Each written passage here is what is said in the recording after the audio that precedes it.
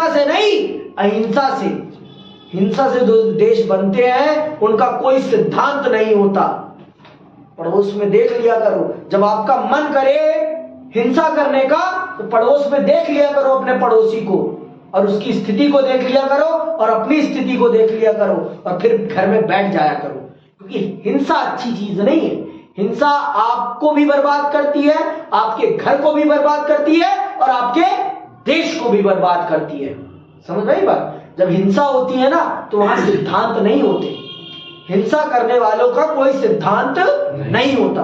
वो बच्चों को भी मारते हैं, वो बूढ़ों को भी मारते हैं, वो महिलाओं को भी मारते हैं, और वो जिनको मारने आए होते हैं उनको तो मारते ही मारते हैं।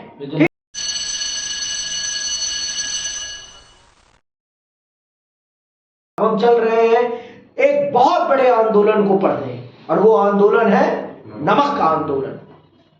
देखो, नमक आपको लगेगा ये बहुत मामूली सी चीज है आज के टाइम पर, और एक समय था कि भारतीयों को अपने लिए नमक बनाना भी अलाउड नहीं था। उनके पास यह अधिकार नहीं था कि वो अपने लिए नमक बना सके। और हम एक ऐसे देश में रहते हैं जो आर्द्र देश है, जहां ह्यूमिडिटी है। हमारे देश में हमारे भोजन में नमक बहुत जरूरी है। हमारे भोजन में नमक बहुत जरूरी है। हम भोजन में नमक नहीं प्रयोग करेंगे तो हम मर भी सकते हैं। हमारा देश ऐसा है। तो अंग्रेजों ने एक अधिकार स्थापित कर लिया था नमक पर, कि नमक सिर्फ अंग्रेज बना सकते हैं, और अंग्रेजों के द्वारा खोली गई दुकानों पर ही नमक बेचा जा सकता है। ये एकाधिकार था, और इस चीज को गांधी जी ने बहुत बखूबी समझा कि नमक तो सबकी जरूरत है ना भाई, चाहे वो अमीर हो चाहे वो गरीब, सभी के भोजन में नमक तो जरूरी है। अब आप खुद सोचो, और किसी ने क्यों नहीं सोचा? सिर्फ गांधी ने क्यों सोचा? ये गांधी ने ही इस विषय पर आंदोलन क्यों किया? और लोग भी तो कर सकते थे, और किसी ने सोचा? कांग्रेस ने ही क्यों करा ये काम, और किसी ने क्यों नहीं करा? पूछो आप ये सारे सवाल कि अगर कांग्रेस ने कुछ नहीं किया तो आपने क्या किया, ये तो बताइए। आप भी तो अपने काम को बताइए कि आपने क्या किया है इस देश के लिए। आपका क्या योगदान है इस देश को आगे बढ़ाने में, आप बता दीजिए। आपने कितना क्या किया, इस चीज को आप बताइए, तभी तो बात बनेगी ना भाई। चलो, कांग्रेस ने कुछ नहीं किया, मैं मानता हूं, लेकिन आपने क्या किया वो तो बताओ। आपने कितना कंट्रीब्यूट किया? गांधी ने नमक आंदोलन क्यों चलाया, आइए इसको बहुत विस्तार से समझते हैं। ठीक है, चलिए सुनिएगा। जैसा कि पहले उल्लेख किया जा चुका है, असहयोग आंदोलन के स्थगन के कई वर्षों बाद तक गांधी जी ने अपना ध्यान समाज सुधार के कार्यों में लगाए रखा, किंतु 1928 ईस्वी में उनका विचार राजनीति में पुनः प्रवेश करने का बनने लगा। गांधी जी द्वारा औपनिवेशिक शासन के विरुद्ध नमक सत्याग्रह प्रारंभ करने से पहले भारत के राजनीतिक क्षेत्र में कुछ महत्वपूर्ण घटनाएं घट चुकी थी। नमक आंदोलन के प्रारंभ होने से पहले ये घटनाएं घटी थी। कौन कौन सी, सुनना। साइमन कमीशन 1928 ईस्वी के प्रारंभ में ब्रिटिश सरकार ने 7 सदस्यों का एक कमीशन भारत में भेजा, जिस कमीशन के अध्यक्ष सर जॉन साइमन के नाम के आधार पर साइमन कमीशन के नाम से जाना जाता है। कमीशन आगामी संवैधानिक सुधार के लिए भारतीय परिस्थितियों का अध्ययन करने के लिए भेजा गया था, किंतु इसके सभी सदस्य अंग्रेज थे।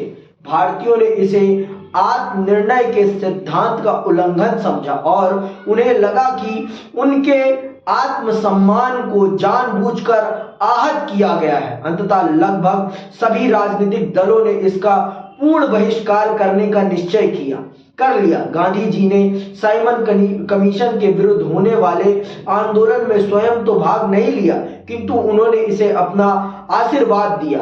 3 फरवरी 1928 को साइमन कमीशन बंबई पहुंचा, जहां उसका स्वागत हड़तालों, काले झंडों और साइमन कमीशन वापस जाओ के गगन भेदी नारों से किया गया। समझ में आई बात? साइमन कमीशन वो कमीशन है जो भारत की स्थिति को जांचने और भारत के लिए एक संविधान बनाने के लिए आया था, लेकिन इस कमीशन में एक भी भारतीय नहीं था, सारे के सारे अंग्रेज। तो भारतीयों ने इसका इसलिए विरोध किया कि आप भारत के लिए कानून तो बना रहे हैं, लेकिन उसमें एक भी भारतीय नहीं है। अगर एक भी भारतीय ही नहीं है तो फिर इस कानून का मतलब क्या है? क्योंकि भारतीयों के जीवन को भारतीय ही समझ सकता है ना। आपके जीवन को बेहतर आप समझ पाएंगे या आपके मित्र का पिता समझ पाएगा? आप समझ पाओगे ना। आपके पिताजी जितना अच्छा, आपकी माताजी जितना अच्छा आपके जीवन को समझ सकती हैं, वो आपके मित्र के पिता माताजी नहीं समझ सकते। समझ में आई बात? तो वही बात भारत पर भी लागू होती है। भारत की स्थितियों को भारतीय जितना अच्छे समझ पाएंगे, भारतीयों को क्या कानून चाहिए वो भारतीय अच्छा समझ पाएंगे। कोई तीसरा आकर भारत के लिए कानून बनाए जो भारत को जानता भी नहीं है, समझता भी नहीं है, हम उसका कानून कैसे मान लें? हम उसका कानून कैसे मान लें?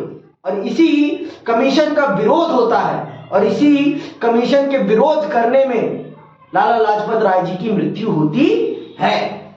लाला लाजपत राय जी की मृत्यु इसी कमीशन का विरोध करते वक्त होती है। सुनिएगा आगे। लाहौर में 30 अक्टूबर 1928 को साइमन कमीशन विरोधी प्रदर्शन का नेतृत्व लाला लाजपत राय ने किया। पुलिस अधिकारी सैंडर्स की लाठी के सख्त प्रहार से लाला लाजपत राय को घातक चोट लगी, जिसके परिणाम स्वरूप 17 नवंबर 1928 ईस्वी को उनकी मृत्यु हो गई। साइमन कमीशन की रिपोर्ट भारतीयों को संतुष्ट करने में समर्थ नहीं हो सकी। तो इसी कमीशन का विरोध करते हुए लाला लाजपत राय जी की मृत्यु होती है। और इसी कमीशन का जिस अधिकारी ने लाला लाजपत राय के सर पर लाठी मारी थी, सैंडर्स, उसी की हत्या के जुर्म में बहादुर वीर शिरोमणि भगत सिंह साहब को फांसी दी जाती है उसी के कारण।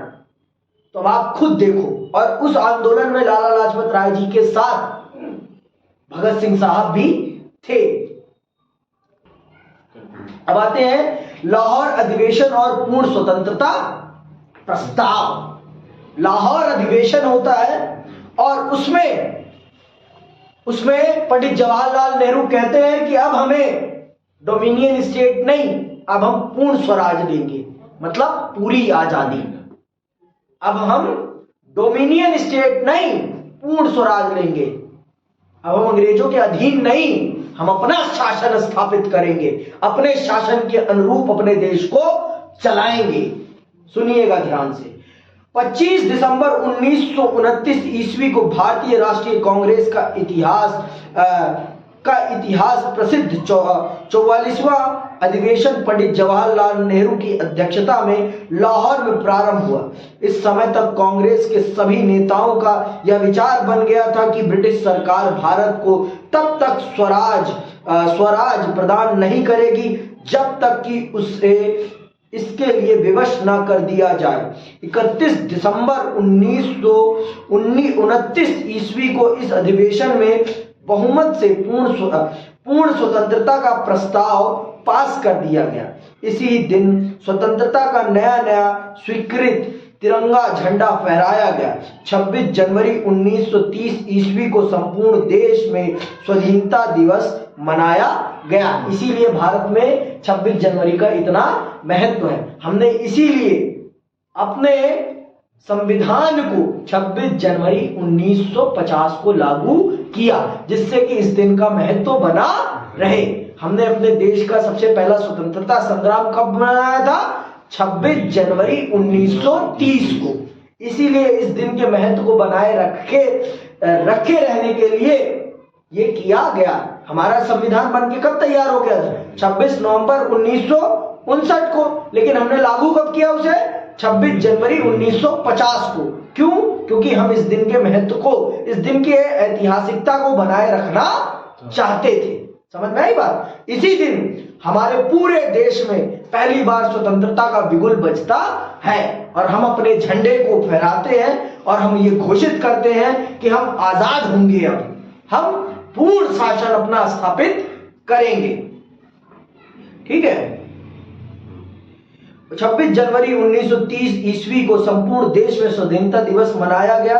स्थान स्थान पर स्वाधीनता दिवस समारोह आयोजित किए गए, राष्ट्रीय ध्वज फहराया गया और देशभक्ति के गीत गाए गए। उल्लेखनीय है कि गांधी जी ने इस दिवस को किस प्रकार मनाया जाए इस संबंध में स्वयं सुस्पष्ट निर्देश देते हुए कहा था, यह अच्छा होगा यदि उद्घोषणा सभी ग्रामों और सभी शहरों में की जाए। यदि सभी स्थानों पर एक ही समय में संगोष्ठियां हो तो अच्छा होगा।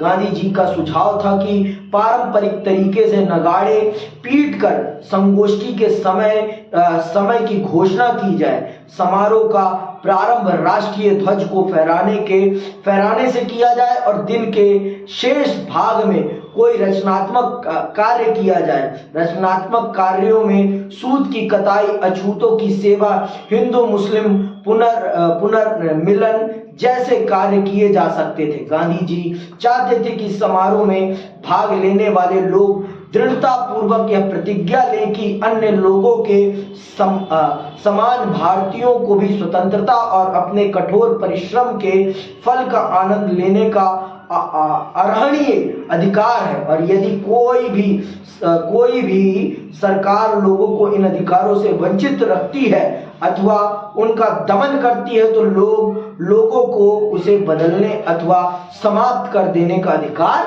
है।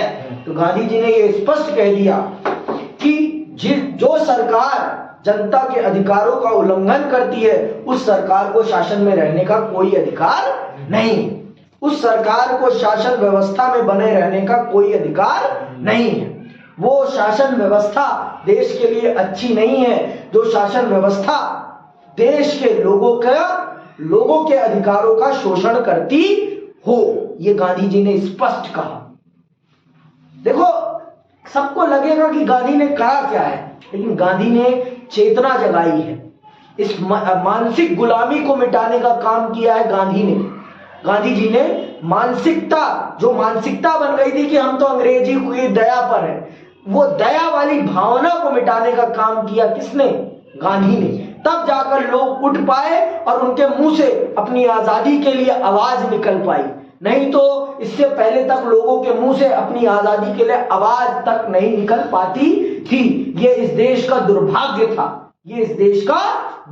था, और गांधी ने इसे सौभाग्य बनाया अपनी मेहनत से, अपनी सेवा से, और भारत में जो छुआछूत था उसे समाप्त करने में।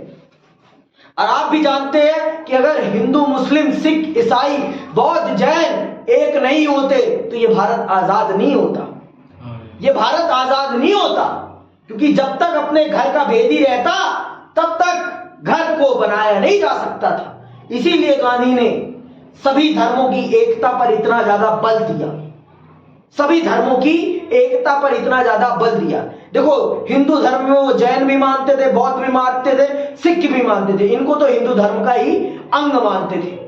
आपके इस्लाम वाले ज्यादा ही अपने धर्म के प्रति झुकाव था, तो इसीलिए उसको वो एक अलग धर्म मानते थे। वो मानते थे कि जब तक ये दोनों धर्म एकजुट नहीं होंगे तब तक भारत को आजाद नहीं कराया जा सकता। इसीलिए उन्होंने हर कार्यक्रम में यह प्रयास किया कि मुसलमानों को भी साथ लेकर चला जाए, जिससे कि इस देश को एक सुंदर देश बनाया जा सके, एक अच्छा देश बनाया जा सके, एक रूपता वाला देश बनाया जा सके और सबका देश बनाया जा सके। लेकिन ये बात आज की शासन व्यवस्था नहीं समझ रही है। आज की शासन व्यवस्था कट्टरता के चक्कर में पूरे देश को बर्बादी, पूरे देश को झुलसा देगी। ये मैं आपसे कह रहा हूं, झुलसा देगी। और अगर ऐसा ही चलता रहा तो एक बहुत बड़ा नरसंहार होगा। फिर से देखना आप सब खुद अपनी आंखों से। लाहौर अधिवेशन का महत्व क्या है लाहौर अधिवेशन का महत्व? इस अधिवेशन में यह निर्धारित कर दिया गया कि अब हम डोमिनियन स्टेट से काम नहीं चलाएंगे, अब हम पूरी आजादी लेकर रहेंगे। और यह प्रश्न भी पूछा जा सकता है आपसे कि लाहौर अधिवेशन का भारत की आजादी के आंदोलन में क्या महत्व है, तो बताइएगा इसको। लाहौर अधिवेशन ऐतिहासिक दृष्टि से अत्यधिक महत्वपूर्ण अधिवेशन था। जवाहरलाल नेहरू का अधिवेशन के अध्यक्ष के रूप में चुनाव युवा पीढ़ी को नेतृत्व की छड़ी सौंपने का प्रतीक था। यह इस तथ्य का भी परिचायक था कि कांग्रेस में समाजवाद और स्वतंत्रता के आदर्शों से प्रभावित नवीन नेताओं के प्रभाव में वृद्धि हो रही थी। इस अधिवेशन में पहली बार पूर्ण स्वतंत्रता का प्रस्ताव पास किया गया। कांग्रेस ने अपने उद्देश्य को प्राप्त करने के लिए सविनय अवज्ञा आंदोलन छोड़ने का निर्णय लिया। 26 जनवरी को प्रतिवर्ष स्वतंत्रता दिवस के रूप में मनाने का निश्चय किया गया। इसी अधिवेशन में राष्ट्रीय आंदोलन के आधिकारिक प्रमुख के रूप में मोतीलाल नेहरू ने 1928 ईस्वी में कांग्रेस के अध्यक्ष का स्थान पुत्र जवाहरलाल नेहरू ने ग्रहण किया। यह आधुनिक भारत के इतिहास में विशिष्ट परिवार की विजय थी। इस प्रकार इस अधिवेशन ने संपूर्ण देश में एक नवीन आशा एवं नवीन उत्साह का संचार किया।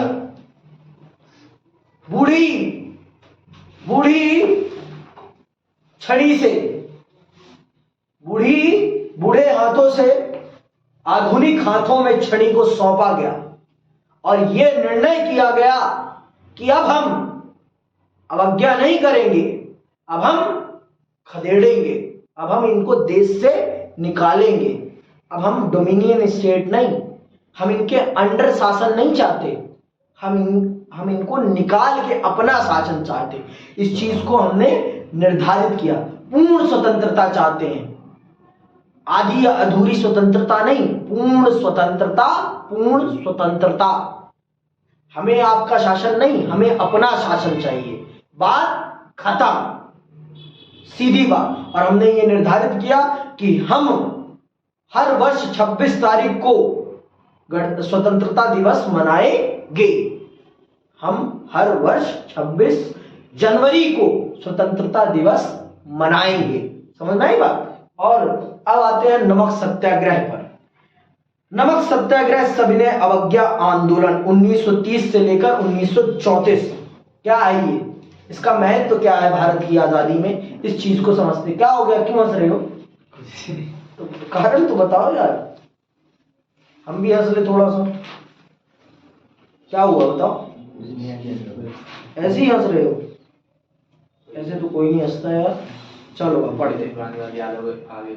देश की परिस्थितियां ब्रिटिश सरकार के विरुद्ध व्यापक आंदोलन छेड़े जाने के सर्वथा अनुकूल बन चुकी थी। तथापि गांधी जी व्यापक आंदोलन प्रारंभ करने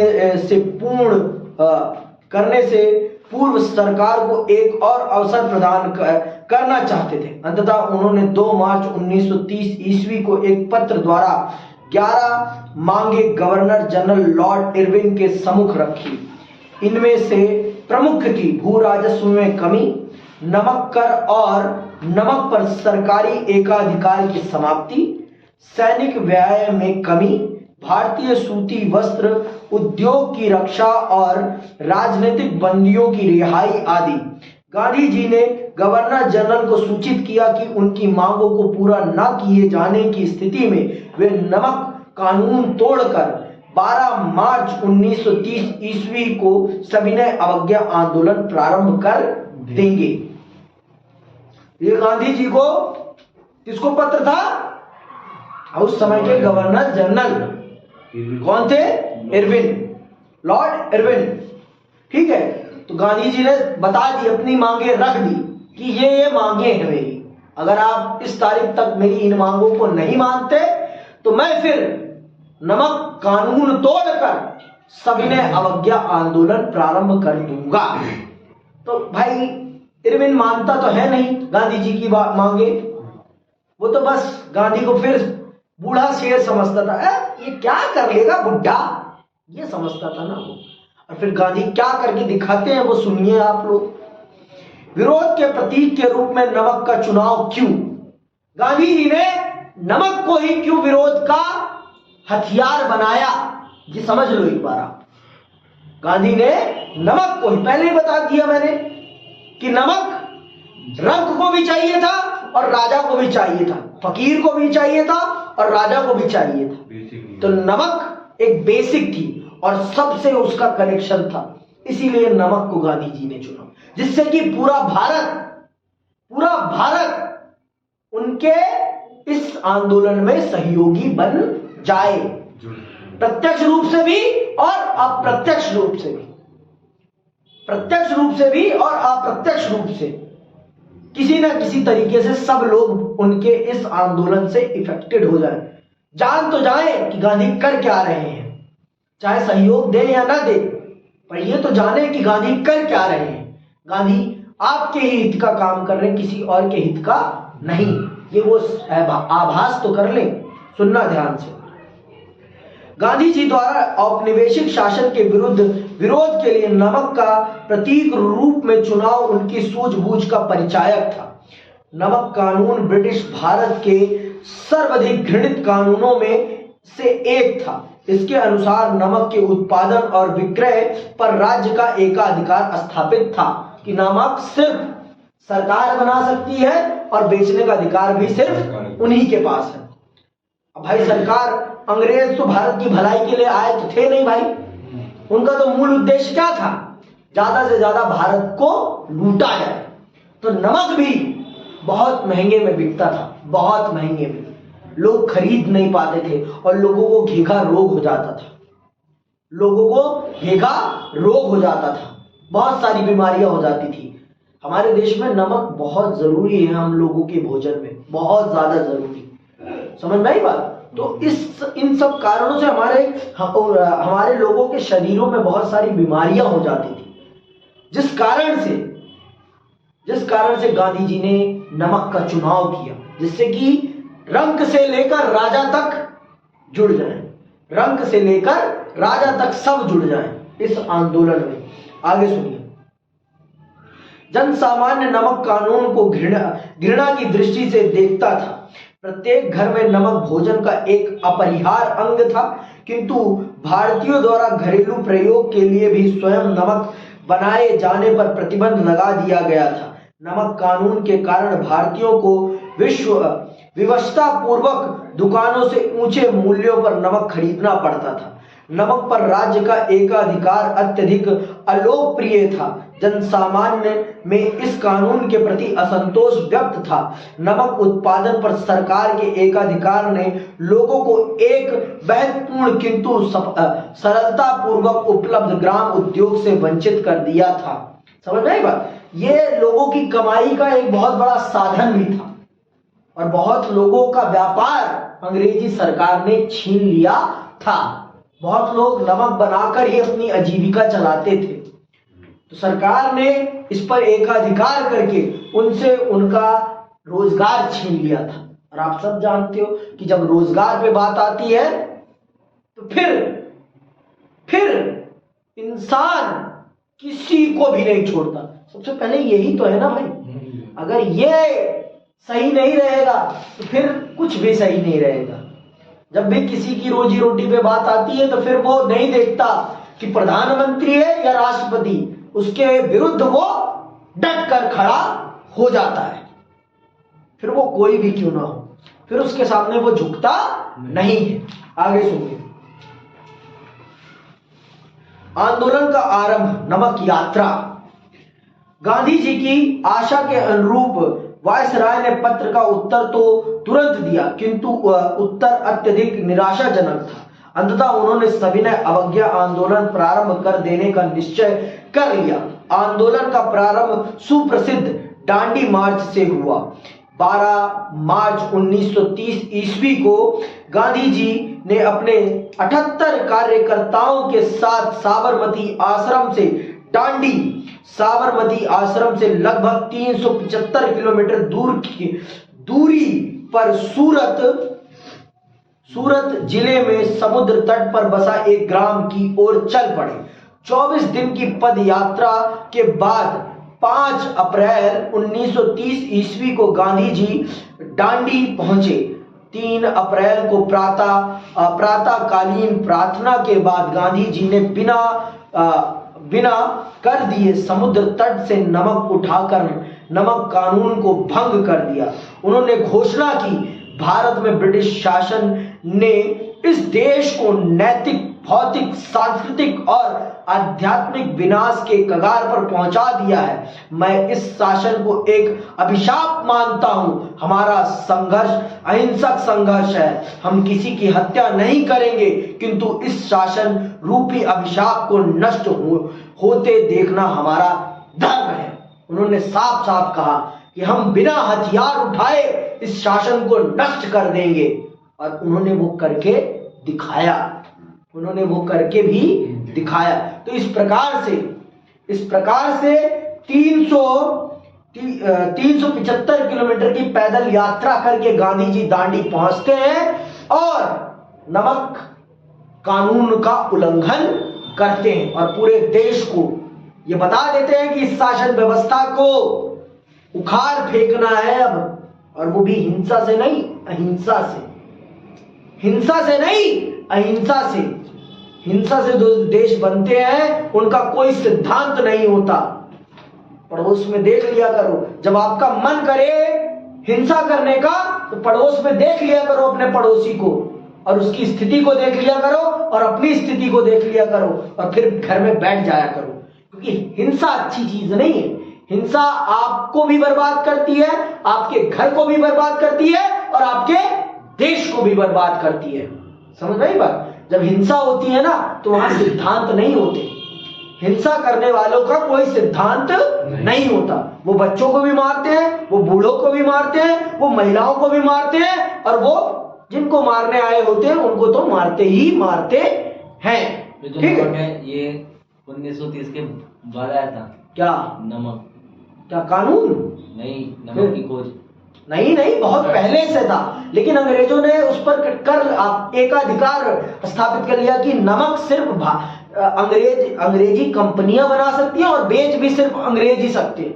इसी कारण से गांधी जी ने इसका चयन किया कि हम इस कानून को तोड़ेंगे और पूरे भारत को यह अधिकार देंगे, जो चाहे वो नमक बनाए, जो चाहे नमक को बेचे। समझ में आई बात? अंग्रेजों ने देश को लूटने के लिए यह कानून बनाया, जिससे कि देश को और ज्यादा आर्थिक तौर पर लूटा जा सके। इसलिए समझ में आई? उन्हें जब पता चला कि भारत में नमक के बिना भोजन नहीं बन सकता, तो उन्होंने अपनी कमाई का इसे एक जरिया बनाया।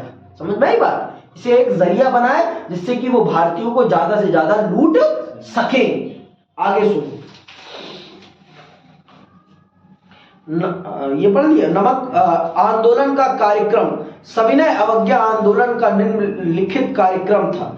देश में स्थान स्थान पर नमक बनाकर नमक कानून भंग करना, सरकारी शिक्षा संस्थानों एवं दफ्तरों का बहिष्कार करना, विदेशी वस्त्रों की होली जलाना तथा घर घर में सूत काटना, सरकारी करों का भुगतान न करना, असेंबली तथा काउंसिल की सदस्यता से त्याग पत्र देना तथा महिलाओं द्वारा शराब, अफीम और विदेशी कपड़ों की दुकानों पर धरना दिया जाना आदि ये थे कार्यक्रम। ठीक है, आंदोलन की प्रगति। महात्मा गांधी द्वारा नमक कानून का तोड़ा जाना सारे देश के लिए सविनय अवज्ञा के प्रारंभ का संकेत था। शीघ्र ही यह आंदोलन जंगल की आग के समान संपूर्ण देश में फैल गया। जनता ने स्थान स्थान पर सरकारी कानूनों को तोड़ना प्रारंभ कर दिया। बंबई, बंगाल, उत्तर प्रदेश, मध्य प्रांत, मद्रास, उत्तर पश्चिमी सीमा प्रांत, उत्तर पूर्व में मणिपुर और नागालैंड आदि सभी स्थानों पर आंदोलन की लहर सी दौड़ गई। महाराष्ट्र, कर्नाटक एवं मध्य भारत में जंगल कानूनों को भंग किया गया और पूर्वी भारत में ग्रामीण जनता ने चौकीदारी कर का भुगतान करना अस्वीकार कर दिया। गांधी जी ने देश की महिलाओं को भी सहयोग के लिए आमंत्रित किया। दिल्ली में लगभग 1600 महिलाओं ने शराब की दुकानों पर धरना दिया। विदेशी कपड़ों का बहिष्कार भी अत्यधिक सफल रहा। बंबई में अंग्रेज व्यापारियों की 16 मिलें बंद हो गई। विशाल संख्या में किसान इस आंदोलन की ओर आकर्षित होने लगे। आंदोलन देश के आंतरिक भागों तक ही सीमित नहीं रहा।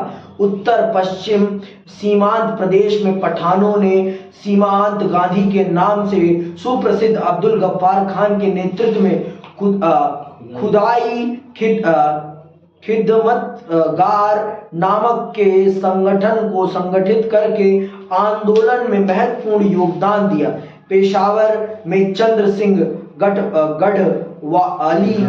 गढ़वाली के नेतृत्व में गढ़वाली सिपाहियों ने अहिंसक आंदोलनकारियों पर गोली चलाना अस्वीकार कर दिया। नागालैंड में 13 वर्षीय रानी गिडालू ने ब्रिटिश शासन के विरुद्ध विद्रोह कर दिया। आंदोलन का दमन करने के लिए सरकार ने कठोर दमन नीति का अनुसरण किया। 14 अप्रैल 1930 ईस्वी को जवाहरलाल नेहरू तथा अन्य महत्वपूर्ण कांग्रेसी नेताओं को बंदी बना लिया गया। 5 मई 1930 ईस्वी को गांधी जी को दांडी के निकट बंदी बनाकर यावरदा जेल भेज दिया गया। गांधी जी की गिरफ्तारी ने आंदोलनकारियों को और अधिक उत्तेजना प्रदान की, जिसके परिणाम स्वरूप सरकारी दमन चक्र और अधिक उग्र हो उठा। लगभग 90,000 सत्याग्रहियों को बंदी बना लिया गया। कांग्रेस को गैर कानूनी घोषित कर दिया गया और प्रेस पर कठोर प्रतिबंध लगा दिए गए। तो इस तरह से किया गया। अब भाई 90,000, 1 लाख, 1.5 लाख, 2.5 लाख लोगों को कहां रखोगे? कितना जेल भरोगे? कितनी जेल भर लोगे? बताओ, कितना जेल भरोगे? तो ये थी गांधी की ताकत। अब आप खुद देख लो गांधी क्या है। आज एक नेता के लिए भी कोई 10 लोग भी जेल जाने को तैयार नहीं होंगे, लेकिन गांधी के पीछे कितनी जनता जेल गई है, कितनी जनता जेल गई है, देख लो। अब आप खुद सोचो, अब अगर यही हिंसक होता तो कितने लोगों की जान जाती? सोचो आप खुद। ऐसा नहीं कह रहा हूं कि उस टाइम जान नहीं गई होगी, गई होगी, लेकिन 100 में से 5-10 की गई होगी। और यही हिंसक होता तो कितनों की जाती? 100 में से 70 की तो जाती ही जाती। इधर से भी जाती और उधर से भी जाती, और जाती अपनों की ही जाती, किसी और की नहीं जाती। भारतीय लोग ही तो अंग्रेजों का साथ दे रहे थे ना अंग्रेजी शासन को चलाने में। अंग्रेज कम मरते, भारतीय ज्यादा मरते। गांधी जी उनके अंदर भी ये चेतना पैदा करना चाहते थे कि ये तुम्हारा देश है और तुम किनको अपना देश लूटने दे रहे हो साथियों, इस चीज की चेतना जगाना चाहते थे। और बहुतों में जागी, और बहुतों ने सरकारी कर्मचारी के रूप में त्याग भी दिया। बहुतों ने दिया, बहुतों ने। मुंशी प्रेमचंद्र ने भी दिया। आप पढ़ो मुंशी प्रेमचंद्र जी को तो आपको पता चलेगा गांधी जी का क्या प्रभाव था, गांधी जी का क्या प्रभाव था। पढ़ना कभी उनको, आगे सुन। गांधी जी की गतिविधियों पर नजर रखने के लिए नियुक्त पुलिस अधिकारियों द्वारा भेजी जाने वाली गोपनीय रिपोर्टों से समुद्र तट की ओर गांधी जी की यात्रा की प्रगति का पता लगाया जा सकता है। इन रिपोर्टों से पता चलता है कि साबरमती आश्रम से दांडी की ओर यात्रा करते हुए गांधी जी ने रास्ते में पड़ने वाले गांवों में सरकारी अधिकारियों को नौकरियां छोड़कर स्वतंत्रता संघर्ष में सम्मिलित हो जाने का आह्वान किया था। गांधी जी ने वासना नामक ग्राम में ऊंची जाति वालों को संबोधित करते हुए कहा था, यदि आप स्वराज के हक में आवाज उठाते हैं तो आपको अछूतों की सेवा करनी पड़ेगी।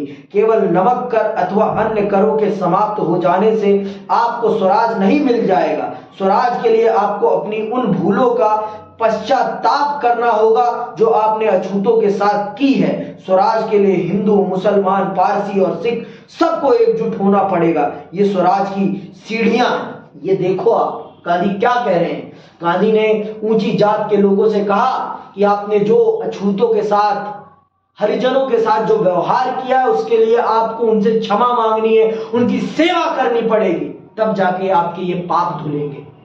और आज फिर देश में जातिवाद फैल रहा है, फिर जातिवाद का दंश इस भारत में डाला जा रहा है। कि तू इस जाति का, तू इस जाति का, तू इससे मत बोल, तू उससे मत बोल, हम बड़े हैं तुम बड़े हो, तुम छोटे हो हम बड़े हैं। फिर स्टार्ट हो रहा और ये दंश फिर भारत को खा जाएगा, ये बात जान लो आप। फिर भारत को खा जाएगा अगर जातिवाद फिर से आ गया तो। फिर हम गुलाम हो जाएंगे। जातिवाद का जहर बहुत ही ज्यादा खतरनाक है इस देश के लिए। इस देश से जातिवाद को निकालने में बहुत लोगों की जान चली गई है, ये बात भी जान लो आप। पढ़ो समझो कि जातिवाद कितना ज्यादा खराब है इस देश के लिए। आगे सुनो। पुलिस के जासूसों की रिपोर्टों से गांधी जी की सभाओं में सभी जातियों के स्त्री पुरुषों के सम्मिलित होने का उल्लेख मिलता है। उनके अनुसार हजारों की संख्या में वॉलंटियर राष्ट्रवादी उद्देश्य के लिए सामने आ रहे थे। उनमें अनेक ऐसे सरकारी अफसर सम्मिलित थे जिन्होंने अपने पदों को त्याग दिया था। जिला पुलिस अधीक्षक ने सरकार को भेजी जाने वाली अपनी रिपोर्ट में लिखा था, श्री गांधी शांत और निश्चित प्रतीत हुए। वे जैसे जैसे आगे बढ़ रहे हैं उनकी शक्ति बढ़ती जा रही है। अमेरिकी समाचार पत्रिका टाइम से भी गांधी जी की नमक यात्रा की प्रगति को भली भांति समझा जा सकता है। यह पत्रिका गांधी जी की कदकाठी का मजाक उड़ाती थी और इसने अपनी प्रथम रिपोर्ट में ही उनकी इस यात्रा की सफलता में गहरा संदेह प्रकट किया था। इसने दावा किया था कि गांधी जी दूसरे दिन पैदल चलने के बाद जमीन पर पसर गए थे। पत्रिका को नहीं लगता था कि इस मरियल संत के शरीर में और आगे जाने की शक्ति बची है, किंतु एक सप्ताह के अंदर अंदर पत्रिका के सोच की दिशा ही बदल गई। पत्रिका ने स्वीकार किया कि नमक यात्रा को मिलने वाले भारी जन समर्थन ने औपनिवेशिक शासकों को गहरे तौर पर बेचैन कर दिया था। वे स्वयं गांधी जी को एक ऐसा संत और राजनेता कहने लगे जो ईसाई धर्मावलंबियों के विरुद्ध ईसाई तरीकों का ही हथियार के रूप में प्रयोग कर रहा था। जो एक टाइम पर गांधी जी को मरियल हड्डी कह रही थी पत्रिका, न्यूज एजेंसी, वही बाद में गांधी जी को ईसा मसीह की तुलना में लाके खड़ा कर देती। अब आप खुद देख, अब टाइम्स को तो नहीं खरीद लिया था ना गांधी जी ने, कि गांधी जी ने टाइम्स को भी खरीद लिया था। आज की तरह तो उस टाइम की मीडिया बिकाऊ नहीं थी ना भाई, कि बिकाऊ थी कि गांधी जी ने टाइम्स को खरीद लिया है और टाइम्स उनके अकॉर्डिंग उनका विश्लेषण कर रही है कि गांधी जी पहले ऐसे थे फिर गांधी जी ऐसे हो गए। ये तो संभव नहीं था ना भाई, कि संभव था? हाँ, फिर क्यों लिख रही थी वो गांधी के बारे में इतना अच्छा? अरे मैं कहता हूं कि गांधी में भी कमियां थी, लेकिन गांधी में जितनी अच्छाइयां थी आज किसमें है उतनी अच्छाइयां?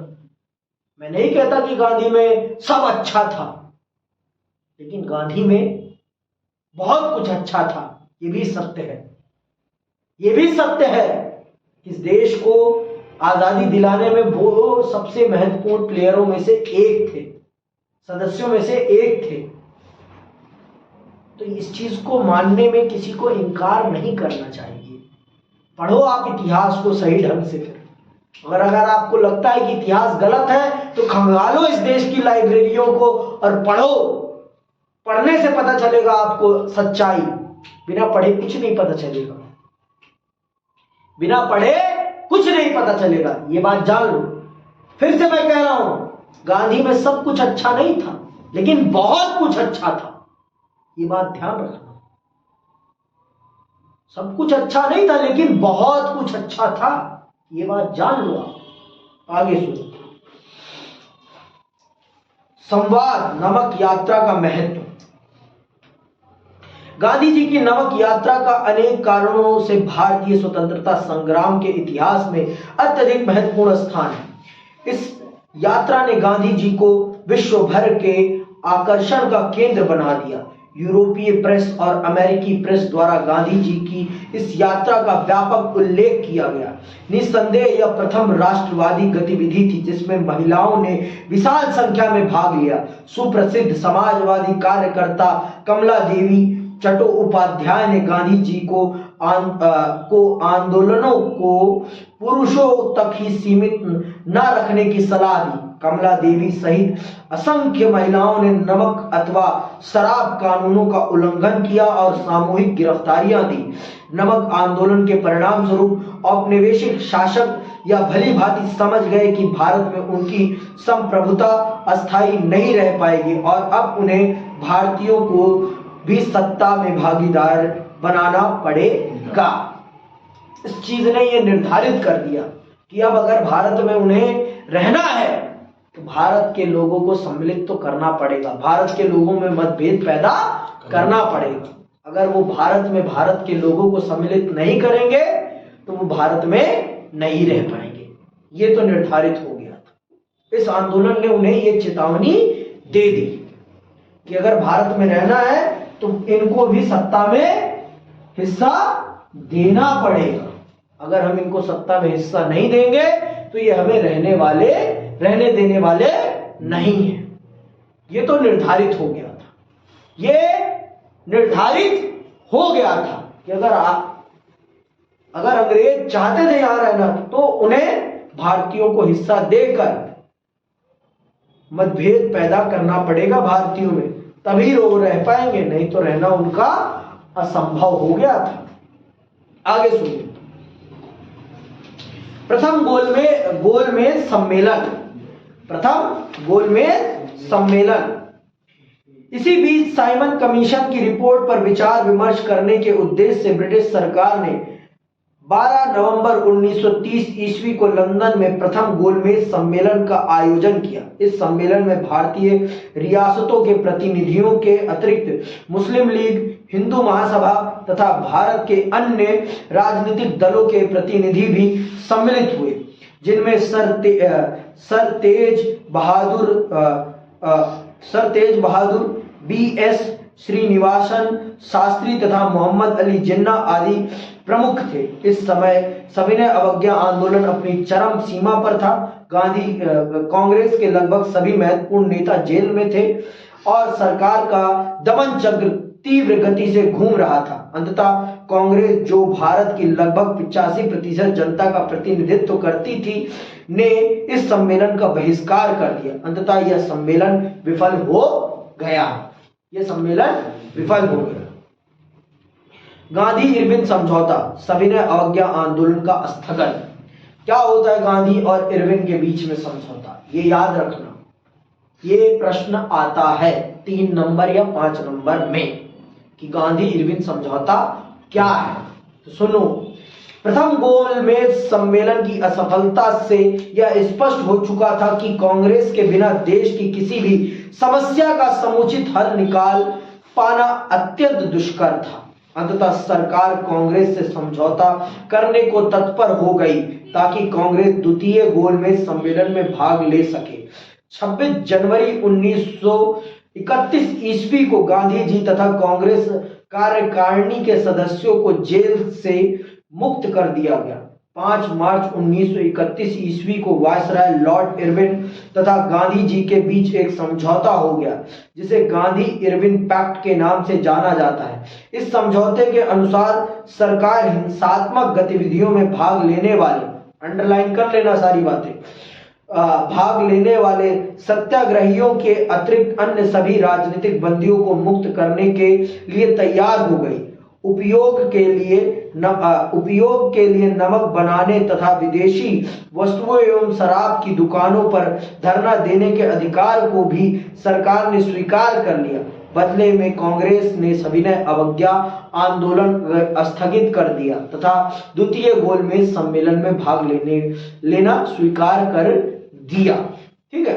समझौते का मूल्यांकन कैसा रहा? ये समझौता भारत के लिए अच्छा रहा या बुरा, ये समझ लेते हैं। अनेक कांग्रेसी नेताओं विशेषतः युवा वर्ग ने इस समझौते के लिए गांधी जी की कटु आलोचना की।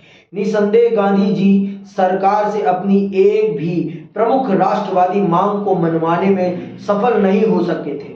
यहां तक कि वे भगत सिंह, राजगुरु एवं सुखदेव की फांसी की सजा को आजीवन कारावास की सजा में बदलवाने में भी असफल हो गए थे, किंतु गांधी जी संतुष्ट थे। उनका विचार था कि इस समझौते से भारतीय समस्या को सुलझाने का मार्ग खुल गया था। वस्तुतः गांधी जी सविनय अवज्ञा आंदोलन की स्थगन करके प्रतिपक्षी को अपनी नीतियों में परिवर्तन करने का अवसर प्रदान करना चाहते थे। 1931 ईस्वी के कराची कांग्रेस अधिवेशन में गांधी इरविन समझौते का अनुमोदन कर दिया गया।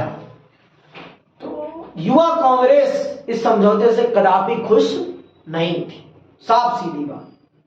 गांधी जी जो बार बार अंग्रेजों को मौका दे रहे थे, इस चीज से कांग्रेस की युवा पीढ़ी खुश कदापि नहीं थी, जिसमें आपके पंडित जवाहरलाल नेहरू, आपके सुभाष चंद्र बोस जी, ये लोग थे।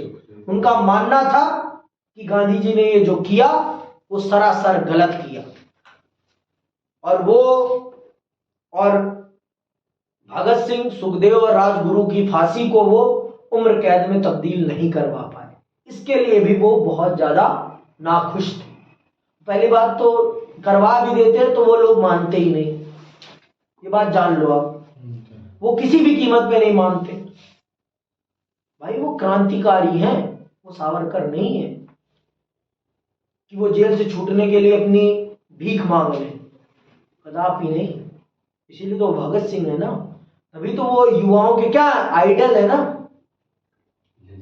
लेजेंड है। इसीलिए तो मानता है ना युवा उनको अपना, कि उन्होंने अपने सिद्धांतों के आगे कभी झुकना स्वीकार नहीं किया। इसीलिए तो भगत सिंह युवाओं के दिल में बसते हैं ना, यही तो कारण है ना।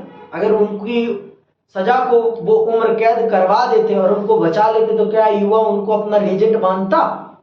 आप खुद सोचो, मानता? कदापि नहीं मानता,